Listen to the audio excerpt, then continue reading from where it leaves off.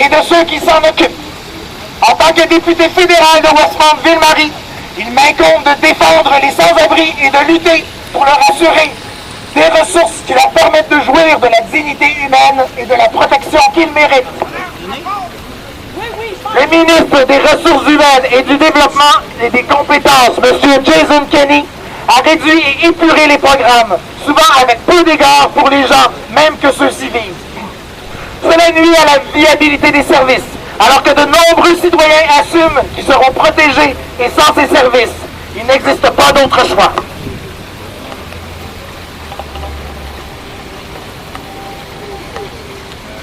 Cela renvoie aux oubliettes les engagements pris pour cette année financière, qui financent diverses interventions dans le cadre de l'ASPLI. C'est près de 90 emplois dans plus de 50 organisations qui sont menacées. Dans seulement 200 jours, ces fonds viendront à échéance et l'avenir de ces emplois est en danger. Les changements annoncés dans le cadre du financement à court terme de la stabilité résidentielle et de l'accompagnement, la SRA, signalent que la menace guette la vocation généraliste du fonds de l'ASPLI. Pour bien servir ces hommes et ces femmes sans abri, vous avez besoin d'une compréhension des problèmes de santé mentale, de la toxicomanie et de pouvoir aider les femmes battues et leurs enfants, les familles de réfugiés et les anciens détenus qui ont du mal à reprendre leur place dans la société. L'ASPLI, créé à l'origine par le Parti libéral du Canada, vise à fournir des fonds aux provinces et aux municipalités pour leur permettre de déterminer où l'on en a le plus besoin. Je salue votre engagement à l'égard de la justice sociale et de la préservation de la dignité humaine des sans-abri. Sans vous, Montréal et les villages et les villes partout au Québec subiraient de graves conséquences, car les hommes et les femmes sans-abri ne pourraient plus avoir accès au soutien et aux services. Merci.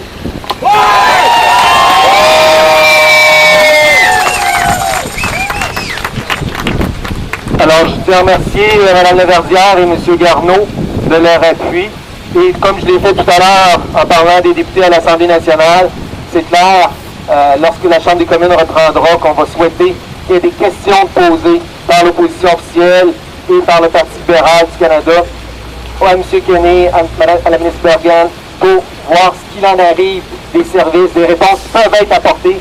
Parce que ce qu'il faut dire, il y a une petite note positive, le budget n'a jamais été augmenté, comme le rappelle le mot de Marc Garneau. C'est toujours le même depuis le début, les 8 millions de dollars par année, c'est ce qu'on avait en 2001-2002. Évidemment, les choses coûtent beaucoup plus cher. Le budget doit être augmenté, mais au moins les conservateurs l'ont reconduit pour 5 ans. On a encore l'assurance qu'il va y avoir des fonds pour 4 autres années. Mais ça, à quoi serviront ces fonds qui est en jeu? Et effectivement, et on sait qu'il y aura des élections, des engagements des partis, puis on est content d'entendre les positions du NPD et du Parti libéral du Canada. Ce budget-là doit être augmenté et le fédéral doit réinvestir dans le logement social. Pour terminer le rassemblement, je vais laisser la parole à ma collègue Marjolaine Départ pour vous dire un mot de clôture et pour vous faire des invitations. Je vous remercie encore une fois d'avoir été là et à bientôt, et surtout pour le moment tout de suite à Marjolaine.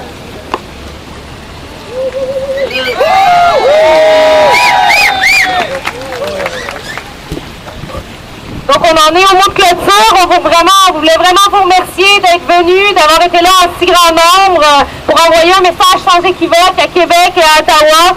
C'est ce qu'on a fait en étant plus de 200 aujourd'hui à avoir bravé la pluie. Merci.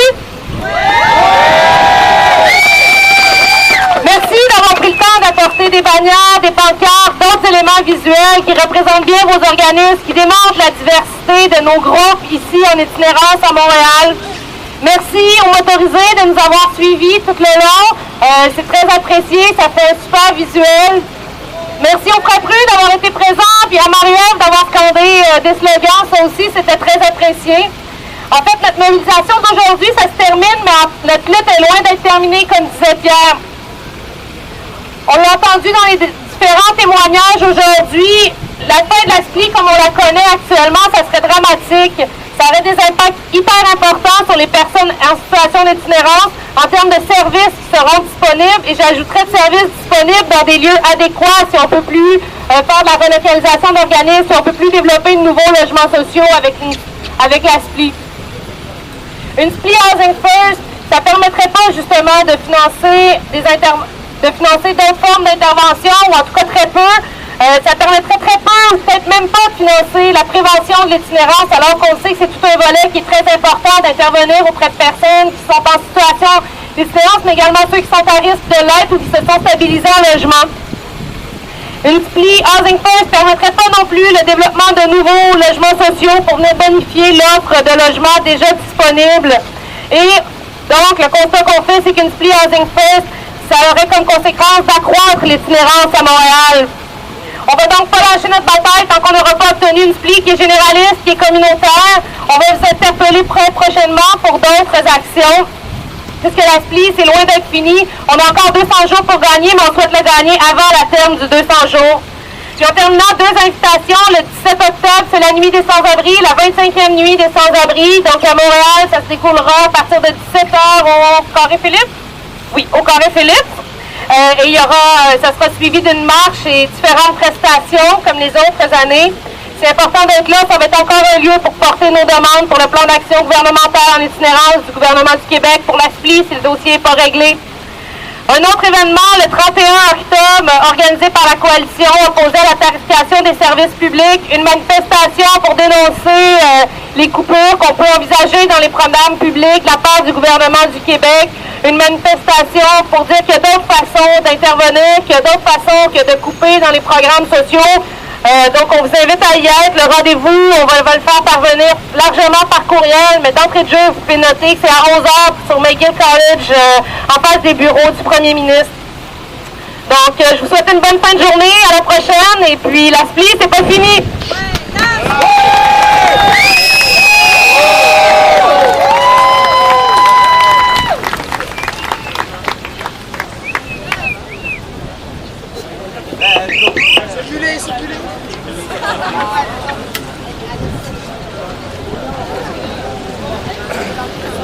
Alors, ceci conclut la web-diffusion de la manifestation pour le financement de la SPLI sur les ondes de 99media.org. With the end of speeches, this concludes this live stream of the protest for the federal financing of the SPLI initiative to fight homelessness. And it was all live on 99media.org. I hereby invite you all to follow my Facebook and or Twitter account, including 99media's Facebook and Twitter account, to stay in tune with the daily news and find out a moment of the next live stream. Alors, je vous invite tous à suivre mon compte Facebook et ou Twitter, ainsi que le compte Facebook et Twitter de 99media.org afin de rester à l'affût de l'actualité quotidienne et découvrir le moment de la prochaine web diffusion. Merci à tous, passez une excellente journée. Thank you everybody, have a great day.